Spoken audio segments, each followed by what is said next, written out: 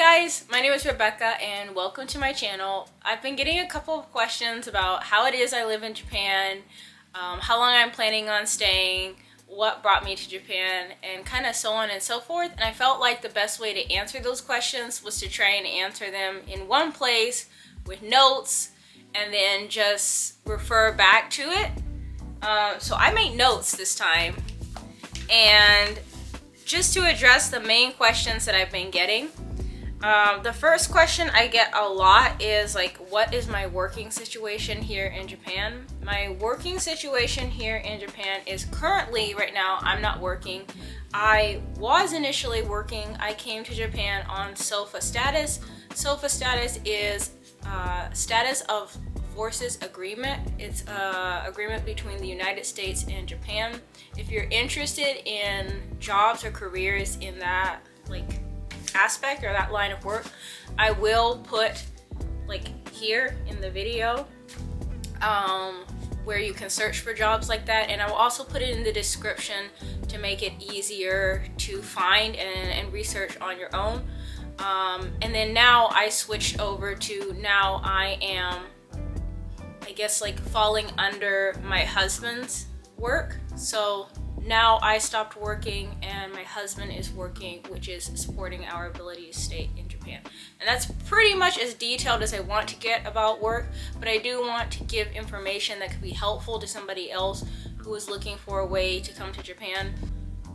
So the first time I came to Japan was also with a SOFA job, and that's where I talk about how I lived in Japan before. I lived in Okinawa, and then that's part of what developed the interest for me. My husband worked on a status of forces agreement job before, which allowed him to be in Japan too, which is how we were interested in moving together.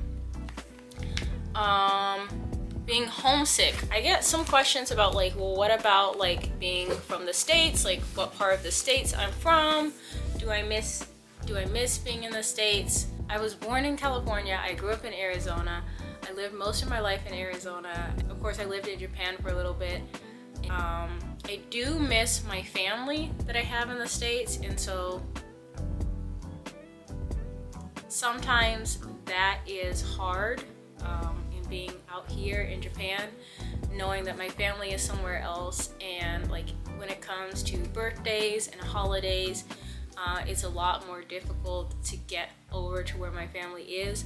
So I would say that's one of the hard things about being in Japan, is not being home with my family. The other thing I want to talk about is living situation. So when we first came to Japan, we were living in a rental property, which was pretty difficult because we had 3 pets. And so after that, we made the decision to buy a house. So now where we're currently living is our house. We purchased this house, which to me is a big breath of fresh air. If you want me to talk more about the process of buying a house in Japan, I feel like that's a different video because I feel like there's just so much to unpack there. That's a whole separate video, but if you're interested in that, please let me know and we can talk more about that. As far as living and buying a house is concerned, we were not able to take out a mortgage here in Japan because of our situation, so it's kind of complicated to buy a house. Like I said, it's a separate video, but going back to comparatively with renting, stay with me here. Renting was about $1,500 US a month, and then having our house here is just the payments that we need to pay on that, which is a little bit less. If you want an exact cost breakdown or more details on living, then please let me know and I'll do a separate video. But just kind of trying to all encompass, I feel like having pets is just way easier having a house, and I feel like it gives us a lot more freedom to do stuff that we would like to do. Bringing pets to Japan. I know I talk a lot about pets on this channel. My pets are obviously very important to me, Before coming to Japan, it was a bit of a process because I had heard a lot of bad things about bringing your pets to Japan. I heard it wasn't possible. I heard your pets could be put down. I heard it was extremely expensive. So what I did beforehand to prepare was save very aggressively. So I set aside about $10,000 to bring my pets to Japan. It ended up costing probably over $3,000 per pet, which includes multiple doctor's appointments, the certifications that they need, and then there's also the process of contacting the Japanese government and letting them know that I want to bring pets to Japan, and then providing evidence showing that my pets are safe to bring to Japan, especially from the standpoint of rabies. I'm not bringing pets that are susceptible or likely to cause a rabies outbreak in Japan, which has been rabies free for so many years. So I had to get a lot of testing done and bring a lot of supporting documentation with those pets, bringing them here to Japan. As far as transporting them specifically, I didn't transport them. I paid a company, which I can put in the description of this video as well, if you guys are interested. I've actually used that company twice. I'll get to that in a second. But I used a company to transport my pets from the States, so ultimately from Texas to Germany, then to Japan, and then delivering them to us. So that's the process that I went through to bring my pets to Japan. I saved up about $10,000 and I started probably 11 months in advance before I even had a job locked on. And then the other thing is, let me shut the window a little bit.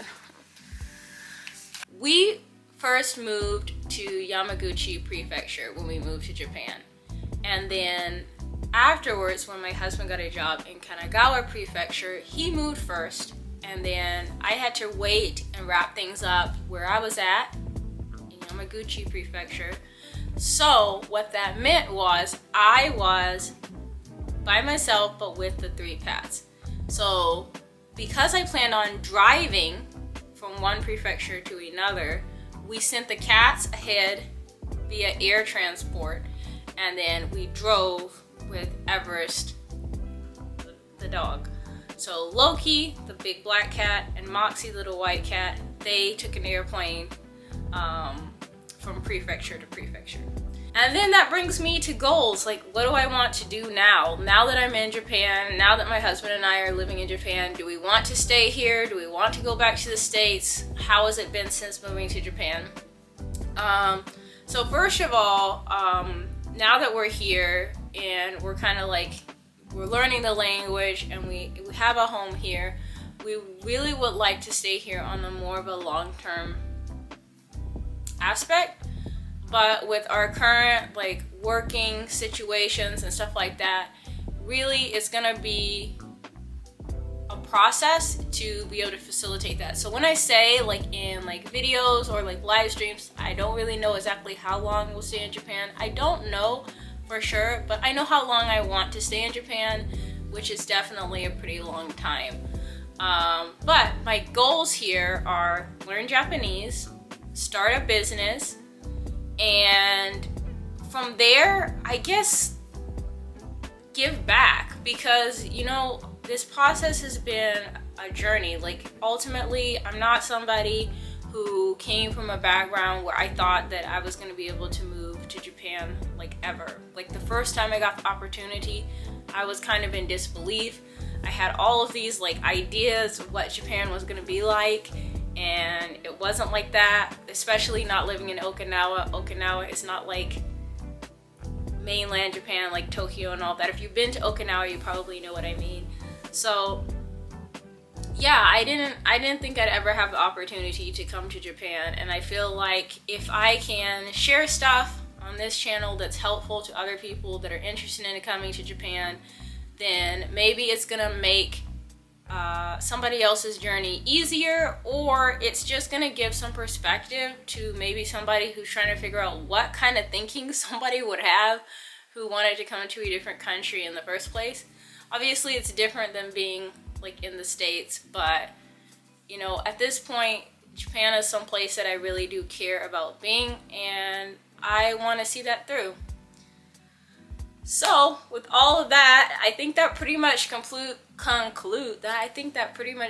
everything I wanted to say for now.